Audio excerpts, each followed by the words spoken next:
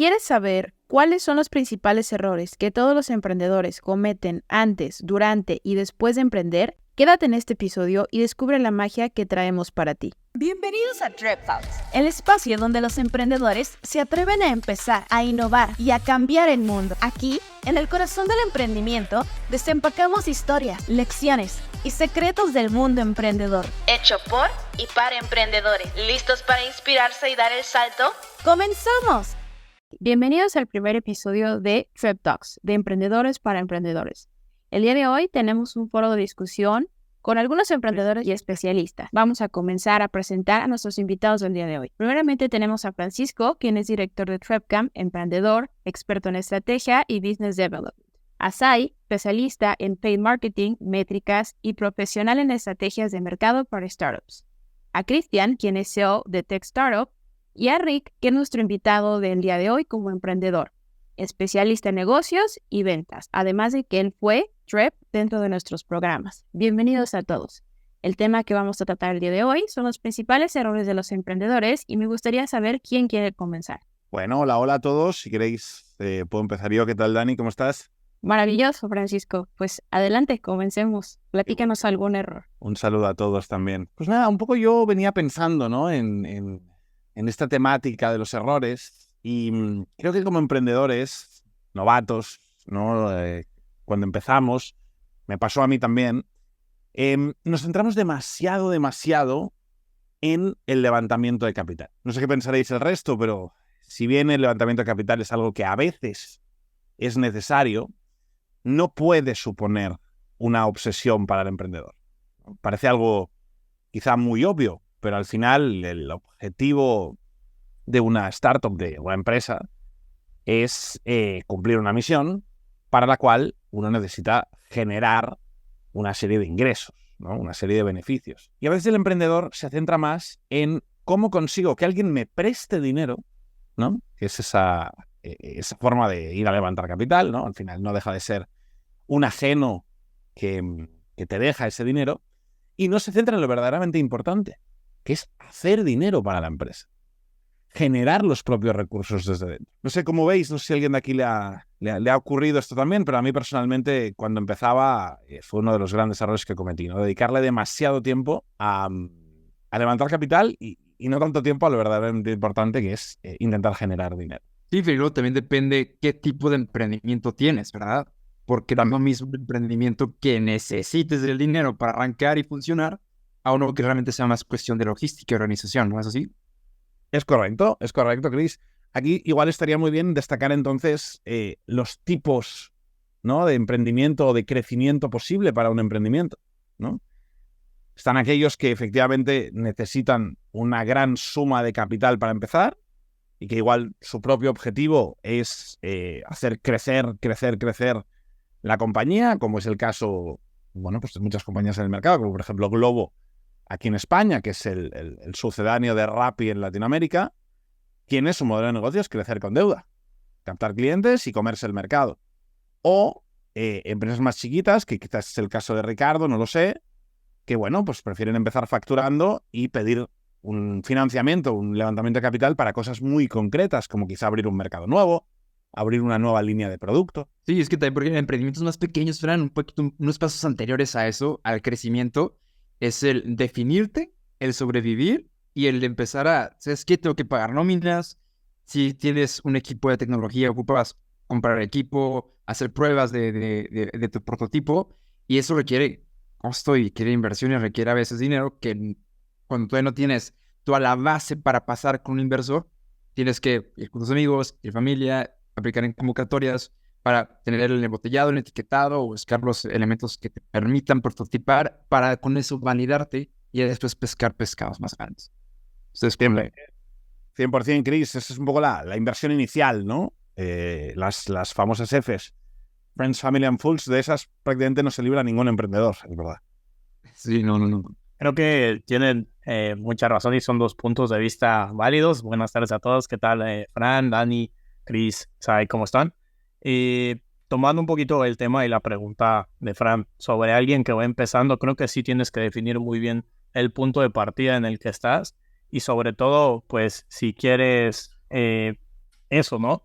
inversión yo creo que puede hasta cierto punto frenarte, ¿no?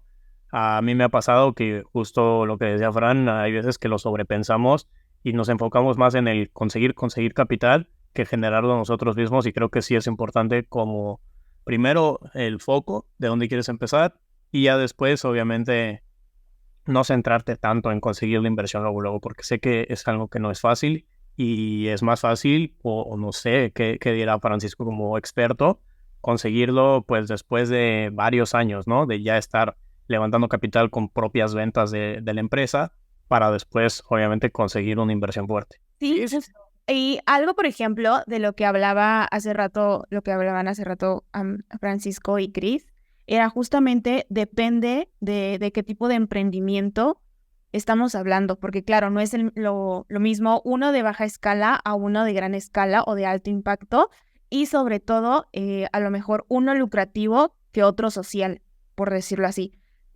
Si tú quieres emprender socialmente, algo de lo que tienes que estar consciente va a ser del financiamiento, porque claro, como no es lucrativo, creo que uno de los primeros pasos que hacer es justamente ver de dónde va a venir este.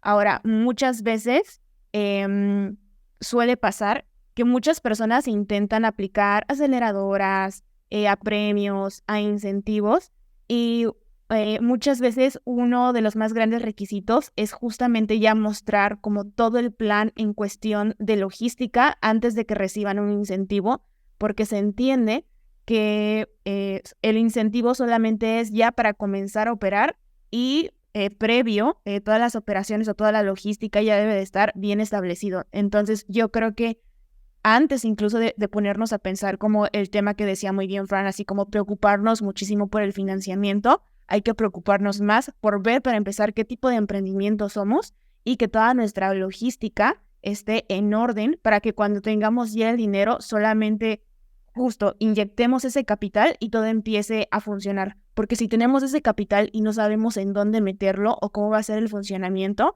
creo que realmente nos ahogaríamos demasiado y no tendríamos una buena administración de esto. Totalmente. Es un gran punto el de los dos, y al final creo que la conclusión de esto es que levantamiento de capital, sí, ¿por qué no? Pero bien elegido, ¿no? Entendiendo el momento, entendiendo la finalidad. Y para mí, sobre todo, viéndolo como un medio, no como un fin. Excelente, pues una discusión bastante rica e interesante, y quisiera retomar algunas palabritas de las que mencionaron, como el tema de algunas metas y objetivos, y quisiera poner en la mesa qué pasa con los objetivos y las metas para que sean realistas, sean alcanzables, porque eso tiene que ver también con el dinero. ¿Consideran que las metas en general son importantes? Y en tema de métricas, ¿cómo lo visualizan? ¿Alguien quiere responder por ejemplo? Bueno, con las metas que tienes como tu equipo y como emprendedor, no puedes ponerte la soga al cuello. O sea, siempre va a salir algo mal. Y no quiero ser catastrófico, pero tienes un plan precioso, en papel está hermoso. Una vez que lo ejecutas, Dios mío, ¿no? Sale como cuando pides al plomero y te quieren arreglar algo y te quieren arreglar 3, 4 cosas más. El punto es de aquí sale la resiliencia del equipo y del equipo en general y de tu emprendedor. ¿Cómo vas a lidiar con esos problemas que sí o sí vas a tener? Esos fracasos que van a ser cachetadas de aprendizaje y ese periodo que define, ¿no? Porque es muy bonito hablar de la resiliencia, es muy romántico que el emprendedor es resiliente y todo, se dice muy bonito, es muy romántico platicarlo. Una vez que te enfrentas a un problema que te frena operativamente, que te quedas sin capital, que te quedas sin equipo, ya es cuando realmente vives y comes el pan, por así decirlo. Yo creo que, bueno, justo lo planteaba Dani y decía, bueno, una perspectiva o algo que vaya de la mano, metas y métricas. Yo creo que si bien todos debemos de iniciar con un objetivo, con una meta inicial, que realmente que a eso le tiremos y sobre eso vayamos, que después lo vamos a ver más adelantito en este podcast. Después tenemos que ir viendo las métricas y yo creo que después va a cambiar, y conforme a las métricas que nosotros tengamos, creo que tienen que ir cambiando nuestras metas, porque si nosotros no ponemos atención a los números que vamos manejando, ya sea en cuestión de monetaria, en cuestión de cuántos está saliendo nuestros gastos operativos o algo por el estilo, si no ponemos atención a esto, simplemente no vamos a poder cumplir nuestras metas por más pequeñas o por más grandes y ambiciosas que sean, que justo porque no sea pequeño no significa que no sea ambicioso, ¿no? Yo creo que tiene que ir mucho, mucho de la mano. Y no sé, para esto me gustaría que lo complementara Ricardo, porque él es un emprendedor, él lo está poniendo en este momento en acción. ¿Y tú cómo lo ves, Rick? Por ejemplo, yo opino eso.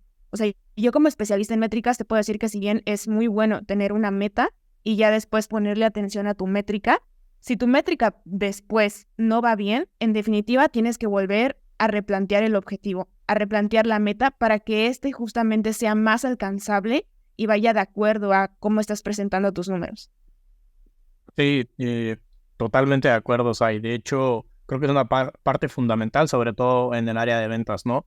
Tener métricas y números y ver cómo van a ir creciendo, porque de ahí es donde vas a tomar tú para hacer crecer tu negocio. Si no tienes un número, un estándar, un reporte, por así decirlo, de qué está cambiando, pues no vas a saber en qué te estás equivocando, ¿no? Muchas veces cometemos como de que es error que todo va a funcionar por sí solo, pero si no retomamos y volteamos a ver nuestros números, nuestras métricas, pues no vamos a ir avanzando, ¿no?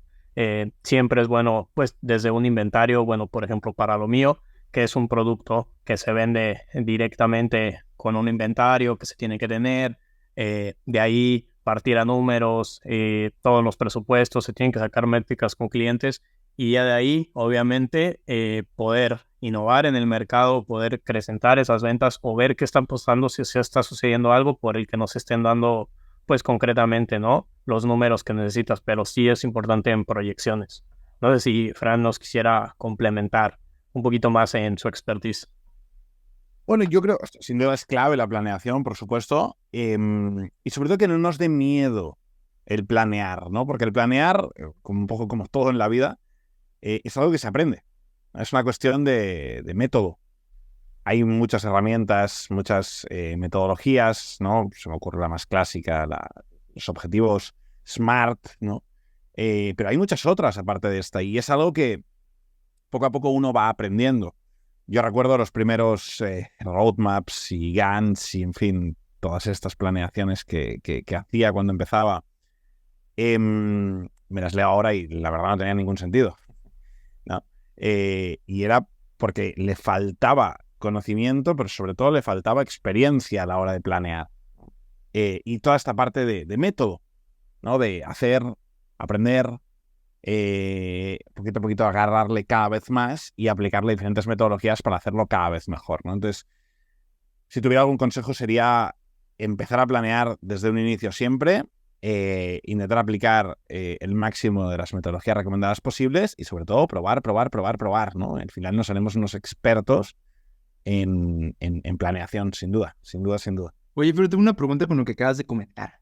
Fíjate que no sé que tu startup fue en el sector de videojuegos, ¿es correcto? Es correcto. Pues hablar un poquito de qué aprendizaje tuviste cuando fuiste gamer, emprendedor y qué fracasó en ese nicho, al menos con tu aprendizaje en ese sector. Bueno, justamente no fui gamer exactamente, Chris, pero sí era el sector del gaming.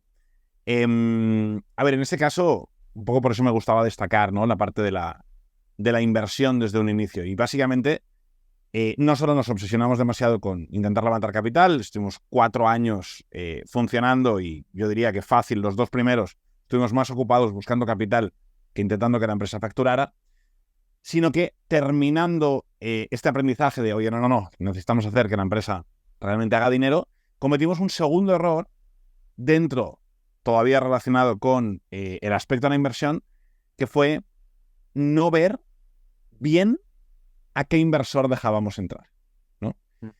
Que es otro gran error, porque tú estás empezando y no solo te obsesionas con levantar capital, sino que te piensas que te están haciendo un favor los inversores, dándote, ¿no? Ese financiamiento, y eso no es verdad.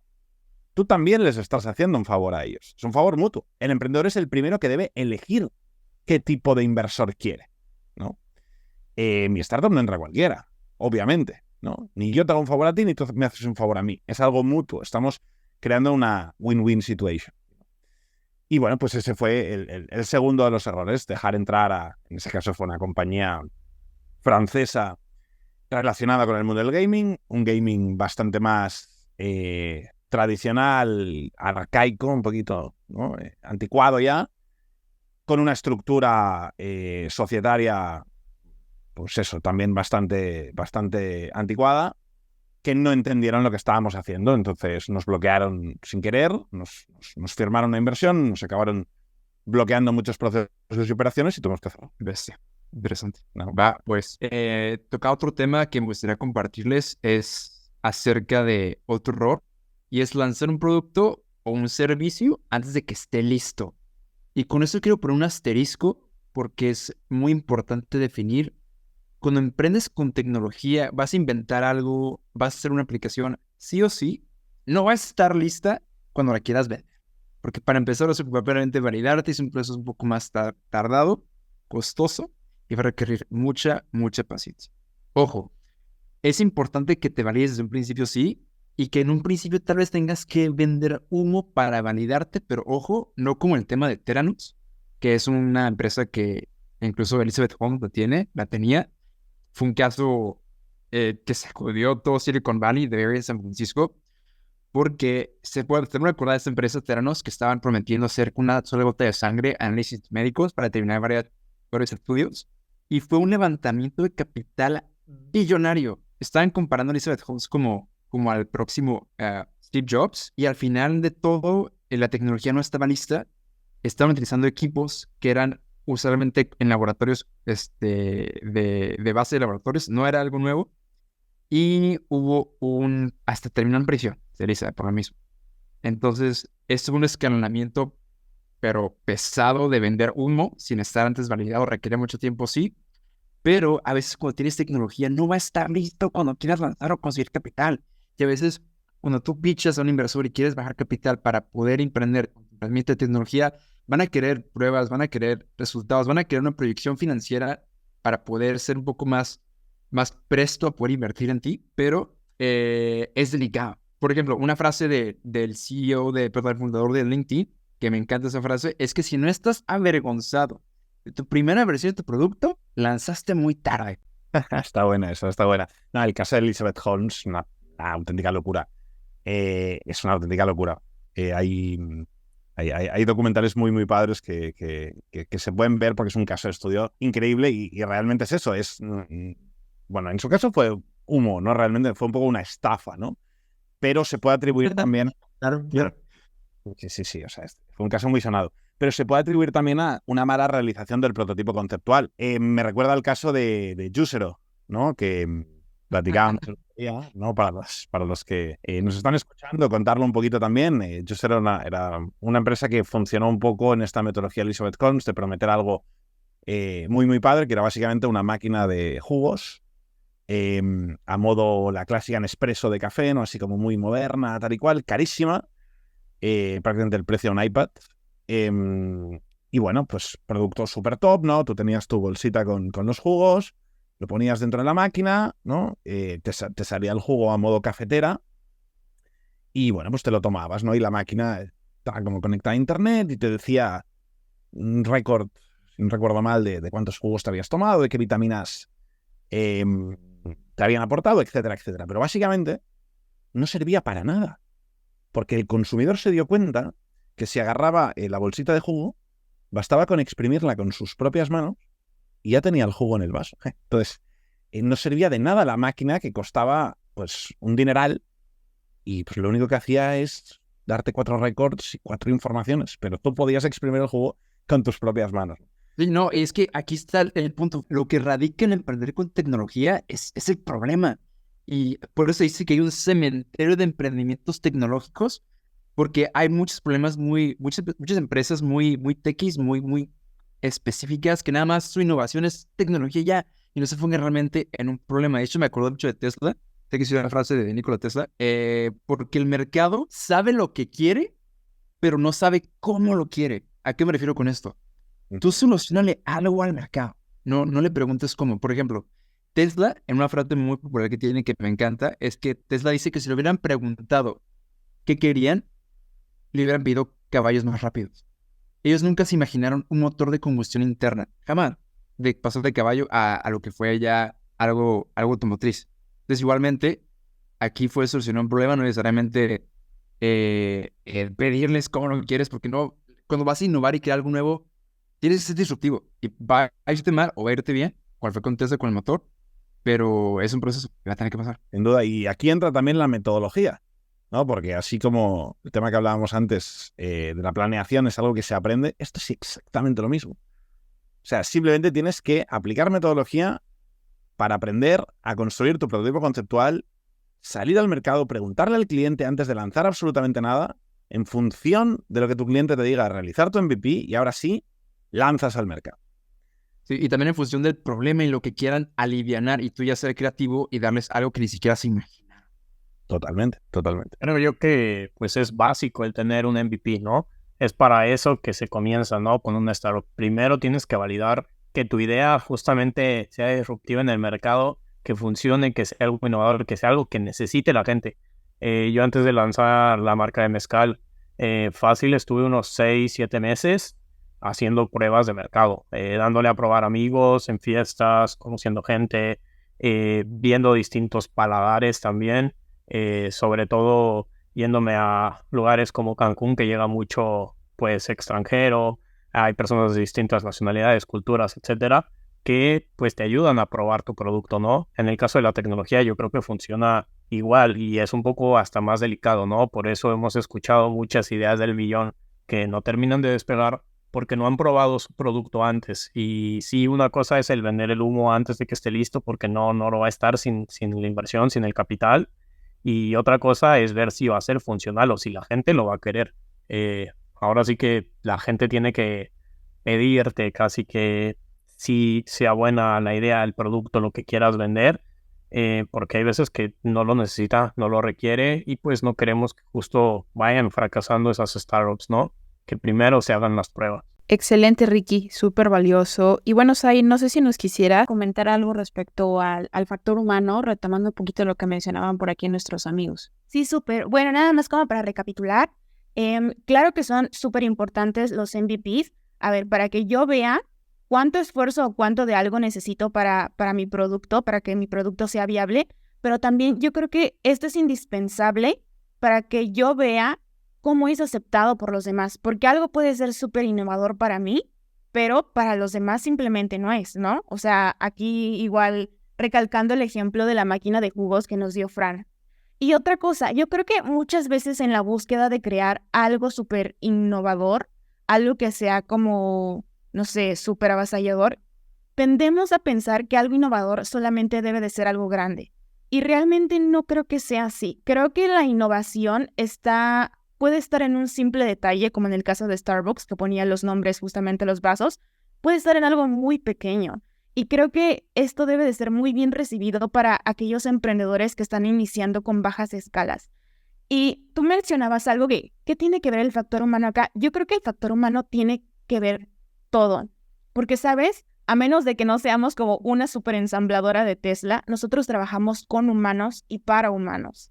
Y más allá que nosotros queramos, no sé, crear algo súper grande, súper innovador, es ser conscientes de, para empezar, mi factor humano va a poder hacerlo, las personas que trabajan conmigo van a poder lograr este objetivo que yo estoy teniendo, van a poder crear todo esto y sobre todo mi cliente va a estar conforme con esto que yo le voy a dar.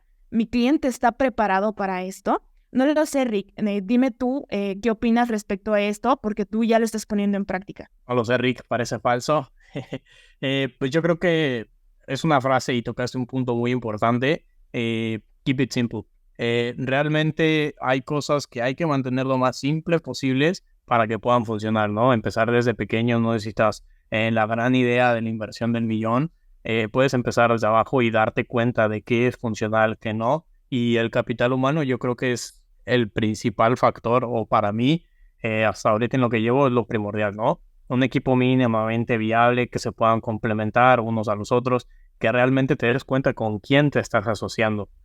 No sé si alguien quiera dar pie también a este tema, pero pues el socio o los socios que vas a tener dentro de tu startup creo que son fundamentales para que puedan funcionar las cosas, ¿no? El tipo de persona con el que te estás asociando. Nos gustaría muchísimo que tú como emprendedor nos platicaras un poquito a lo mejor alguna experiencia que has tenido retomando como todo esto que se ha platicado, porque creo que es muchísimo más valioso poder escucharlo ahora sí quien dice de la voz de la experiencia. Entonces, con tu proyecto, que nos quisieras dar un poquito de insight. Bueno, chismecito time. Ahora sí, les voy a dar pues un poquito de lo que me ha pasado a mí.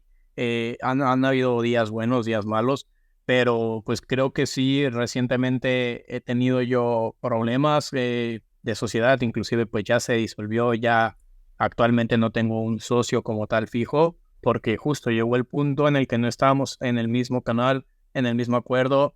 Por eso mencionaba yo, ¿no? Que con quien te vas a asociar es como lo primordial, porque hay veces que no están en el mismo canal, no se están haciendo las cosas bien, es muy fácil echar la culpa al otro, pero realmente yo, para no romper amistades, porque muchas veces comienzas una idea de negocio con familia, con amigos, que también muchos libros te lo dicen que no lo hagas, puedes terminar eso, ¿no? Rompiendo con amistades, con lazos familiares que tengas fuerte, porque siempre va a haber problemas en los socios una vez que conformas, pues, eso. Una sociedad es como un acta de matrimonio, ¿no? Entonces va a haber peleas, va a haber discusiones y desacuerdos, ¿no? Entonces tienen que mirar todos, yo creo que para el mismo horizonte, buscar las mismas metas, porque a mí me pasaba que yo quería una idea, tal vez mi target era distinto al que tenía previsto mi socio y pues discusiones, ¿no? Igual como meter demasiado a la familia, creo que es otro factor que también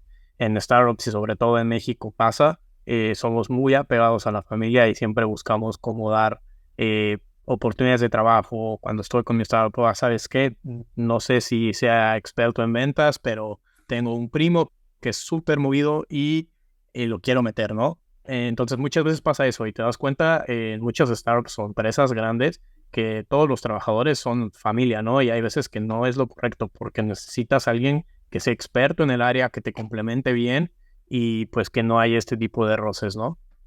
Sin duda. Y fijaros qué chistoso, ¿no? Que al final los distintos temas que fueron saliendo acaban convergiendo en un denominador común, que es este de los socios, del factor humano, ¿no? Tanto en tu caso, Rick, que fue un socio directo, como el mío, que fueron los inversores, que no dejan de ser unos socios, ¿no? Se vuelcan en esto tan importante que decía Zaira del factor humano y del entender con quién estás haciendo algo, ¿no? El error número uno del fracaso de una startup es los socios, son los socios. Y es clave, y eso también es algo que se aprende con el tiempo, ¿no? ¿Con quién te vas a asociar? ¿Por qué?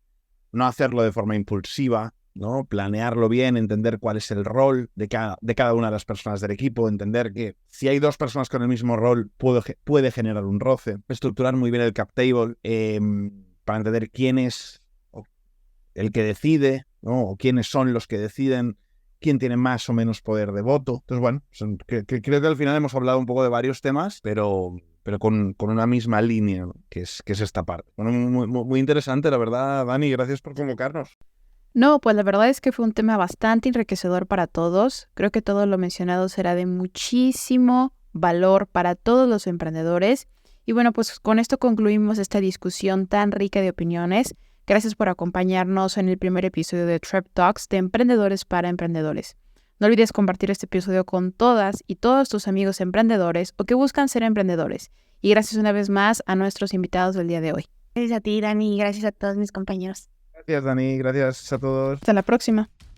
En el próximo capítulo conocerás la historia de Dante, un emprendedor que descubrió su camino del emprendimiento dentro de la música. Hoy, él es uno de los jóvenes promesa en Argentina, así que no te lo pierdas.